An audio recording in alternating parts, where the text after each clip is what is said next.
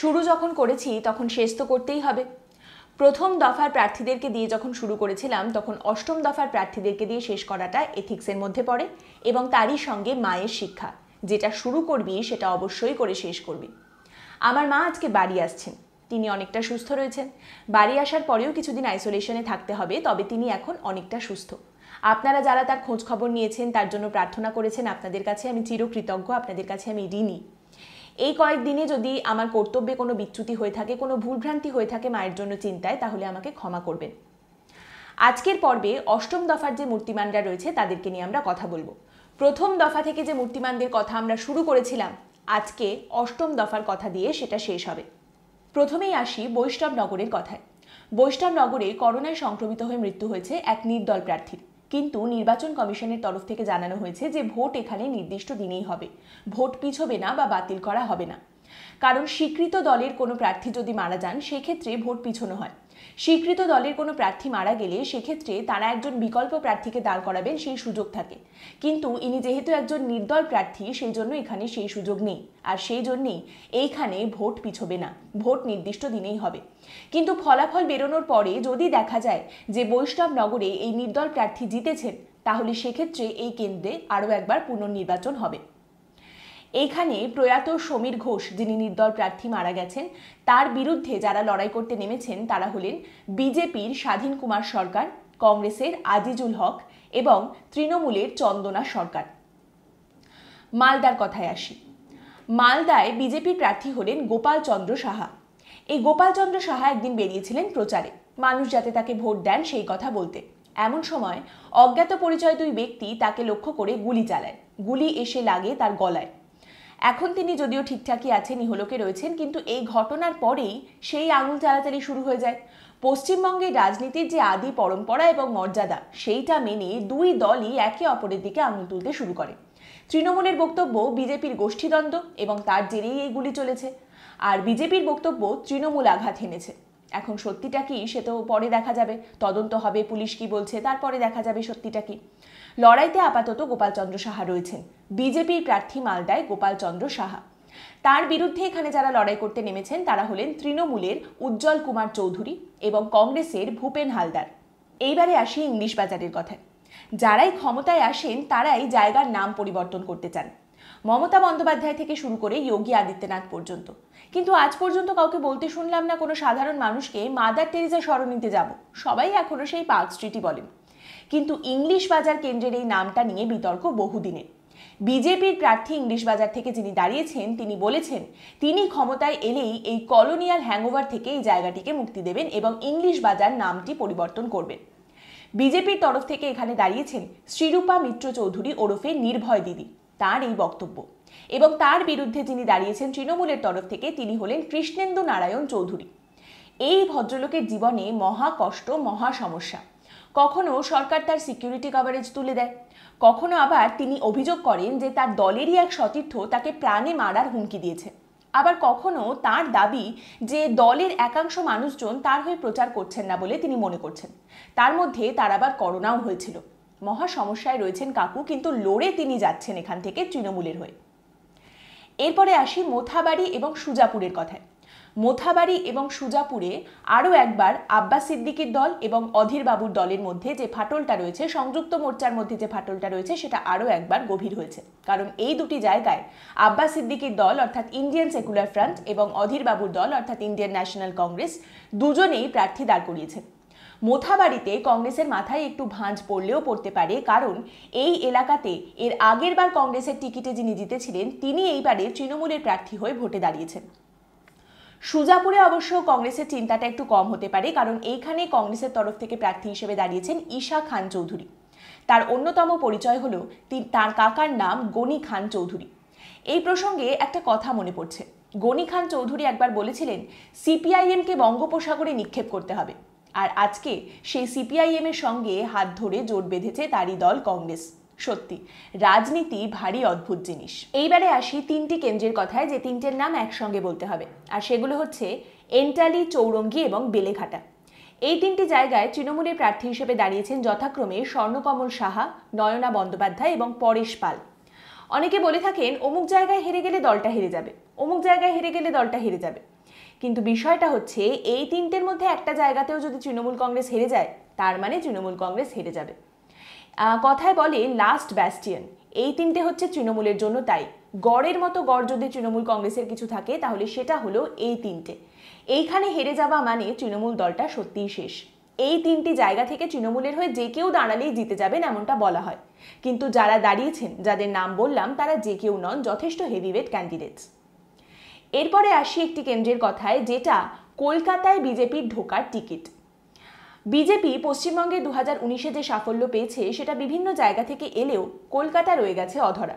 কিন্তু তারই মধ্যে যেটা ফাটল, সেই ফাটলের নাম হলো জোড়াসাঁকো।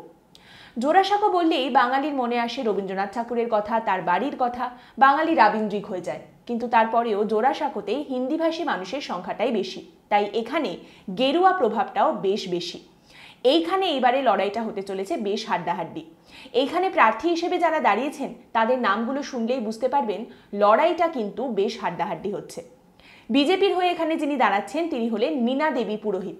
তৃণমূলের কংগ্রেসের তরফ থেকে দাঁড় করানো হয়েছে এখানে একটি হিন্দি দৈনিকের সম্পাদক বিবেক গুপ্তাকে, এবং কংগ্রেসের হয়ে দাঁড়াচ্ছেন আজমল খান।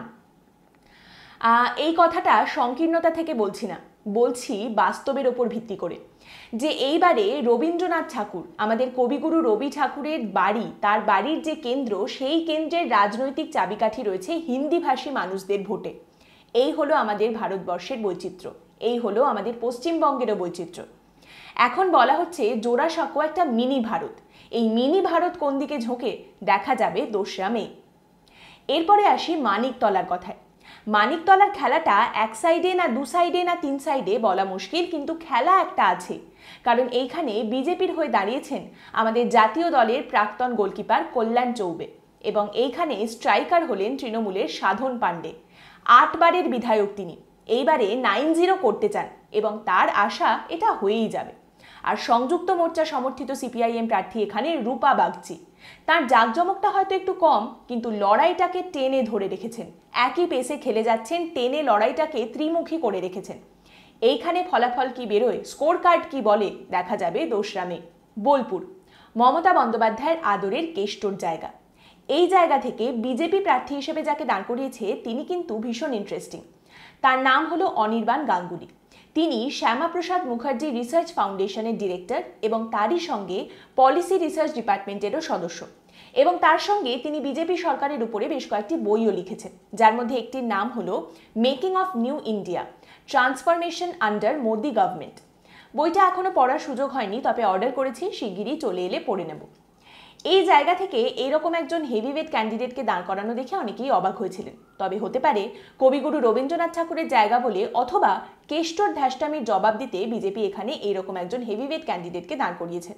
আর এইখানে তৃণমূলের তরফ থেকে দাঁড় করানো হয়েছে মৎস্যমন্ত্রী চন্দ্রনাথ সিনহাকে। এইবারে আসি নানুরের কথায়। নানুরে গতবারের বিধানসভা নির্বাচনে জিতেছিলেন সিপিআইএম এর শ্যামলী প্রধান। আরও একবার এবারের নির্বাচনে সিপিআইএম এর প্রার্থী হিসেবে তিনি লড়াইতে নেমেছেন। এই শ্যামলী প্রধান একদিন প্রচারে বেরোন, এবং তখন তৃণমূলের দখলে থাকা নানুরের গ্রাম পঞ্চায়েতের সদস্যা জুলি বিবির স্বামী শেখ নুরমান তার লোকজন নিয়ে শ্যামলী প্রধানকে ঘিরে ধরেন, এবং সেখানে তৃণমূল কর্মীরা প্রশ্ন করতে শুরু করেন, অমনি ভোট এসেছে আর চলে এসেছেন ভোট চাইতে? এতদিন আপনি কোথায় ছিলেন? আপনি 5 বছরের বিধায়ক, এতদিন কোথায় ছিলেন? আপনি এতদিন কি করেছেন? এবং এই তর্ক বিতর্ক বচসা শেষ হয় এই বলে যে এখানকার কেউ সিপিআইএমকে ভোট দেবে না, যদি ভোট দেয় তাহলে তার হাত কেটে দেব। অন্যদিকে বিজেপির তরফ থেকে এখানে অভিযোগ করা হয়েছে যে বিজেপির প্রার্থী তারকেশ্বর সাহার প্রচারে তৃণমূলের তরফ থেকে গুলি চালানো হয়েছে। স্বভাবতই এই সমস্ত অভিযোগ অস্বীকার করেছে তৃণমূল। এইবার দুই দলের এই অবস্থা করার পরেও এইখানে কেষ্ট তার পছন্দের প্রার্থী বিধানচন্দ্র মাঝিকে জেতাতে পারেন কিনা সেটাই এখন দেখার বিষয়। 3 দল ঘুরে তিনি এখন নির্দল প্রার্থী। মনিরুল ইসলাম ছিলেন ফরওয়ার্ড ব্লকে, চলে গেলেন ঘাসফুলে অর্থাৎ তৃণমূলে। তারপরে তার মনে হলো বয়স তো হয়েছে, সব কাননের ফুলগুলোই দেখে নেওয়া দরকার, চলে গেলেন পদ্মফুলে। বিজেপিতে যাওয়ার পরে তার মনে হয়েছিল বিজেপি তাকে প্রার্থী করবে, কিন্তু সে গুড়ে বালি। তারপরে যদি কোনো দল তোমার দিকে না তাকায় তাহলে নির্দল দাঁড়াউড়ে করে নিজের ঘাঁটি লাভপুর থেকে তিনি এইবারে নির্দল প্রার্থী হিসেবে নির্বাচনে দাঁড়িয়েছেন। জিতে গেলে কোনো না কোনো দল ডেকেই নেবে, কিন্তু জিতে গেলে, হেরে গেলে কিন্তু নয়। মনে আছে তো মনিরুল বাবু? অবশ্য থাকবে নিশ্চয়ই, এই খেলা তো আপনি কতবারই খেলেছেন। আরও একজন রয়েছেন নির্দল প্রার্থী, ছিলেন তৃণমূলের গতবারের বিধায়ক, কিন্তু এইবারে টিকিট তিনি পাননি। কেন টিকিট দেওয়া হয়নি আপনাকে? তার উত্তরে মঈনুদ্দিন শামসের দাবি হচ্ছে টুপি পরা মুসলিম, সেই জন্য ওরা আমাকে টিকিট দেয়নি। এই কথাটা শুনে বিজেপি মনে হয় 1 মিনিটের জন্য একটু চমকে গিয়েছিল। কি বলেন কি, আমরা তো এইটার ওপরেই গোটা নির্বাচনটা লড়ছি, এইরকম যে একটা ব্যাপার রয়েছে তুমি আগে বলবা না? আবার আব্বাস সিদ্দিকীও নিশ্চয়ই এটা শুনে ঝোল টেনে বলেছিলেন, কি কয়েছিলাম না মমতা মোটেই মুসলিমদের আপন নয়, বলেন ঠিক কি বেঠিক? যাই হোক, মঈনুদ্দিন শামস এবারে টিকিট পাননি। প্রথমে টিকিট না পেয়ে তিনি হাপোস নয়নে কান্নাকাটি জুড়েছিলেন। আর এইটা কিন্তু একেবারেই আমি ব্যঙ্গ করে বলছি না। সোনালী গুহ, মঈনুদ্দিন শামস এনারা সত্যি সত্যিই টিকিট না পেয়ে কান্নাকাটি জুড়েছিলেন। তারপরে সোনালী গুহ চলে গেছেন বিজেপিতে, ইনি কিন্তু যাননি। ইনি মনে করলেন একটু ব্যাক টু প্যাভিলিয়ন করলে হয় না, গেলেন তিনি ফরওয়ার্ড ব্লকের কাছে। হ্যাঁ গা, আমাকে নেবে দলে, প্রার্থী করবে। কিন্তু কপাল খারাপ, ফরওয়ার্ড ব্লক তাকে নেয়নি, তাকে প্রার্থী করা তো অনেক দূরের কথা। এরপরে তিনি নির্দল প্রার্থী হিসেবে নলহাটি থেকে নির্বাচনে নেমে পড়েছেন। শেষমেশ হলো শেষ। 29 তারিখ পশ্চিমবঙ্গের 8ম দফার অর্থাৎ শেষ দফার নির্বাচন। অনেকগুলো অনভিপ্রেত ঘটনা, অনেকগুলো প্রাণহানি, এই সমস্ত কিছুরই সাক্ষী থাকলো এই 8 দফার নির্বাচন। আর এই এত কিছু কিসের জন্য? প্রশ্ন করলেই উল্টো দিক থেকে উত্তর আসবে কেন? আপনাদের জন্য। আপনারা আমাদেরকে বেছে নেবেন, আমরা আপনাদের সেবা করব। আপনাদের সেবা করার জন্যই তো সব কিছু। আপনাদের সেবা করার জন্য আমরা উন্মুখ হয়ে রয়েছি। একবার আমাদেরকে ভোট দিয়ে জিতিয়ে দেবেন, ব্যাস, পরের 5 বছর আপনাদের সেবাই সেবা। এইসব দিনগুলো দেখে, এই প্রার্থীরা যারা জিতবেন তাদের মুখগুলো দেখে আমরা হাসবো না কাঁদবো সেটা দেখা যাবে 2রা মে। ফলাফল বেরোবে 2রা মে। আজকের পর্ব এখানেই শেষ করছি। সবাই ভালো থাকবেন, সুস্থ থাকবেন। আর আজকের এই পর্ব সম্পর্কে আপনাদের যা মতামত সেগুলো অবশ্যই আমাদেরকে কমেন্টের মাধ্যমে জানাবেন।